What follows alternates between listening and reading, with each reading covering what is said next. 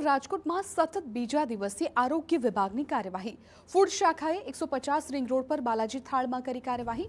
મોંઘી ગુજરાતી થાળીઓ વેચતા વેપારીઓ પર તવાઈ। ઘઉં સહિત વિવિધ લોટમાંથી જીવજંતુ મળી આવ્યા। બાલાજી થાળમાંથી વાસી ખોરાક પણ મળી આવ્યો। પૂરણપોળી તથા ચટણીનો વાસી જથ્થો મળી આવ્યો। 150 કિલોથી વધુના મુદ્દામાલનો નાશ કરવામાં આવ્યો। અત્યારે તપાસ દરમિયાન આપણે જે બાલાજી થાળ વેસ્ટ ગેટની અંદર જે આવેલી છે આ પેઢી એનું સ્ટોરેજ તપાસેલું છે, કિચન તપાસેલું છે, પ્રીપેડ વસ્તુઓ તપાસેલી છે। એની અંદર ખાસ કરીને જે કાચા માલમાં ઉપયોગમાં લેવાતા લોટ અને અમુક દાળમાં એમાં જીવાત જોવા મળી છે, ધનેડા જેવી। એટલે અત્યારે આપણે એ લોટનો નાશ કરશું પડતર વસ્તુઓનો।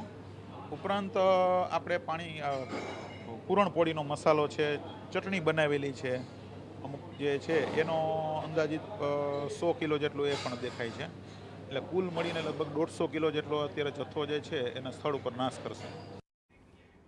તો રાજકોટમાં વાસી ખોરાક અને જીવજંતુ મામલે સંચાલકોનો બચાવ। અમારા રેસ્ટોરન્ટમાં ચોખ્ખાઈ છે તેવું સંચાલકો કહી રહ્યા છે।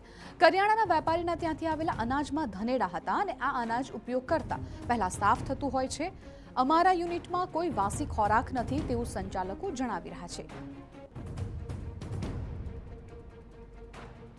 સ્ટોરની અંદર જે ચોખા હતા એની અંદર બે ધનેડા જોવા મળ્યા।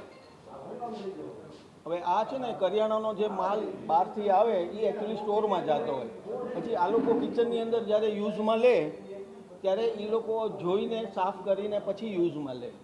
એટલે ઓલરેડી જે અત્યારે માલ બની ગયો છે ને એ કોઈ માલમાં કોઈ જાતનો શંકાસ્પદ કાંઈ છે નહીં। રાજકોટમાં મેયરના આદેશ બાદ આરોગ્ય વિભાગ એક્શનમાં આવ્યું અને ગઈકાલે પણ ફૂડ શાખાએ શહેરના વિવિધ રેસ્ટોરન્ટમાં તપાસ હાથ ધરી હતી। શહેરના પાપા લુઈસ પિઝા સહિતના એકમોમાં તપાસ કરી હતી, જેમાં તપાસ દરમિયાન કિચનમાં ભારે ગંદકી અને ખાદ્ય વસ્તુઓનો મોટો જથ્થો મળી આવ્યો હતો, જેને લઈ ફૂડ સેફ્ટી ઓફિસર દ્વારા સ્થળ પરથી આશરે 80 થી 90 કિલો જેટલો વાસી અને સડેલું ખાદ્ય સામગ્રીનો જથ્થો પણ જપ્ત કરી તેનો નાશ કરવામાં આવ્યો હતો।